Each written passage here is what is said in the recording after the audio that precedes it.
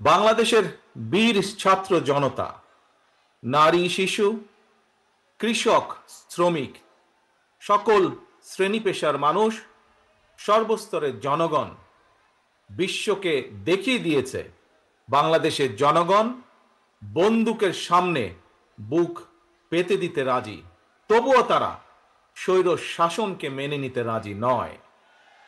বাংলাদেশের সবচেয়ে জনপ্রিয় গণতান্ত্রিক রাজনৈতিক দল বিএনপির পক্ষ থেকে বাংলাদেশের গণতন্ত্রকামী বীর জনগণকে জানাই আন্তর্জাতিক গণতন্ত্র দিবসের সংগ্রামী শুভেচ্ছা।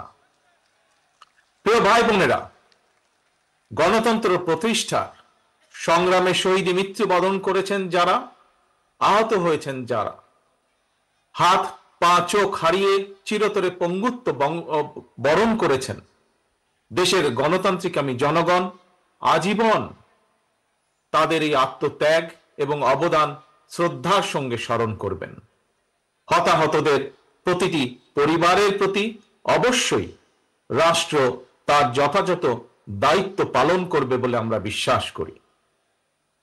লাখো শহীদের বিনিময়ে অর্জিত স্বাধীন গণতান্ত্রিক বাংলাদেশের রাষ্ট্র, রাজনীতি, শাসন প্রশাসন হওয়ার কথা ছিল government of the people, by the people, for the people. অথচ গত 15 বছর বাংলাদেশে মাফিয়া শাসন চালু করা হয়েছিল। দেশে বিদেশে পলাতক স্বৈরাচার বিনা ভোটের সেই সরকারের পরিচয় হয়ে উঠেছিল government of the mafia, by the mafia, for the mafia. প্রিয় দেশবাসী, এই মাফিয়া চক্র দেশকে সর্বক্ষেত্রে ভঙ্গুর করে দিয়েছিল। দেশকে সম্পূর্ণ আমদানি নির্ভর, ঋণ নির্ভর এবং পরনির্ভরশীল রাষ্ট্রে পরিণত করেছিল। মাফিয়া চক্র দেশের ব্যাংকগুলোকে পর্যন্ত দেউলিয়া করে দিয়েছিল। গত 1.5 দশকে দেশ থেকে প্রায় 17 লক্ষ কোটি টাকারও বেশি পাচার হয়ে করে দিয়েছে এরা। 5ই আগস্টের পতিত স্বৈরাচারের বেপরোয়া দুর্নীতি আর লুটপাটের কারণে বাংলাদেশের বৈদেশিক ঋণ বর্তমানে $100 বিলিয়ন বেশি ছাড়িয়েছে। বাংলাদেশে আজ যে শিশুটি জন্ম নিয়েছে কোনো কারণ ছাড়াই, সেই নিষ্পাপ শিশুটিরও মাথাপিছু ঋণ কমপক্ষে 1.5 লক্ষ টাকা। প্রিয় ভাই বোনেরা, মাফিয়া চক্র দেশকে শুধু অর্থনৈতিকভাবেই ভঙ্গুর করে দেয়নি, দেশের আর্থ সামাজিক সাংস্কৃতিক এবং রাজনৈতিক রীতিনীতিকেও ধ্বংস করে দিয়েছে। প্রতিটি সাংবিধানিক এবং বিধিবদ্ধ প্রতিষ্ঠান অকার্যকর করে ফেলা হয়েছিল।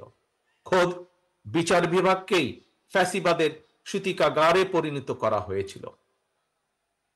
একটি রাষ্ট্র কতটা সভ্য এবং গণতান্ত্রিক সেটি দেশের আইন শৃঙ্খলা বাহিনীর আচরণে স্পষ্ট হয়ে ওঠে। কিন্তু মাফিয়া চক্র দলীয় স্বার্থে ব্যবহার করতে গিয়ে দেশের আইন শৃঙ্খলা বাহিনীকেও সম্পূর্ণ বিপর্যস্ত করে দিয়েছে।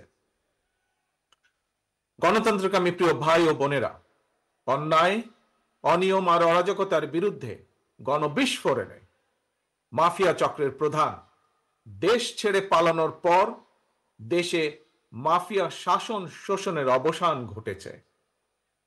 পতিত স্বৈরাচারের পলায়নের মধ্যে দিয়ে একটি গণতান্ত্রিক মানবিক বাংলাদেশ গড়ার পথে প্রধান বাধা হয়তো দূর হয়েছে, তবে বাধা দূর হলেও মাফিয়া চক্রের রেখে যাওয়া 15 বছরের জঞ্জাল কিন্তু এখনো দূর হয়নি।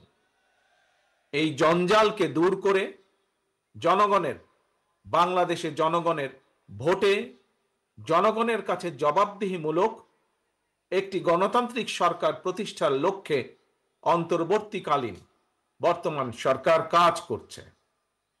তবে মাফিয়া চক্রের প্রধান দেশ ছেড়ে পালালেও মাফিয়া চক্রের বেনিফিশিয়ারি অপশক্তি প্রশাসনের ভেতরে থেকে কিংবা রাজনীতির ছদ্মবরণে অন্তর্বর্তীকালীন সরকারকে চ্যালেঞ্জ ছুড়ে দেওয়ার অপচেষ্টা কিন্তু অব্যাহত রেখেছে। প্রিয় দেশবাসী, ভাই ও বোনেরা, বর্তমান অন্তর্বর্তীকালীন সরকার হাজারো শহীদের রক্তের বিনিময় লক্ষ কোটি জনতার গণ অভ্যুত্থানের ফসল। এই সরকারের কোনো কোনো কার্যক্রম সকলের কাছে হয়তো সাফল্য হিসাবে বিবেচিত নাও হতে পারে, কিন্তু এটি আমাদের প্রত্যেককে মনে রাখতে হবে, এই সরকারের ব্যর্থতা আমাদের সকলের ব্যর্থতা, বাংলাদেশের পক্ষের গণতান্ত্রিকামী জনগণের ব্যর্থতা। সুতরাং এই অন্তর্বর্তীকালীন সরকারকে কোনোভাবেই ব্যর্থ হতে দেওয়া যাবে না।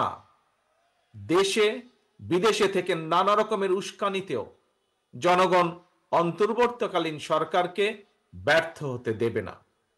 তবে অন্তর্বর্তীকালীন সরকার যাতে নিজেরাই নিজেদের ব্যর্থতার কারণ না হয়ে দাঁড়ায়, সে ব্যাপারে তাদেরকেও সতর্ক থাকতে হবে।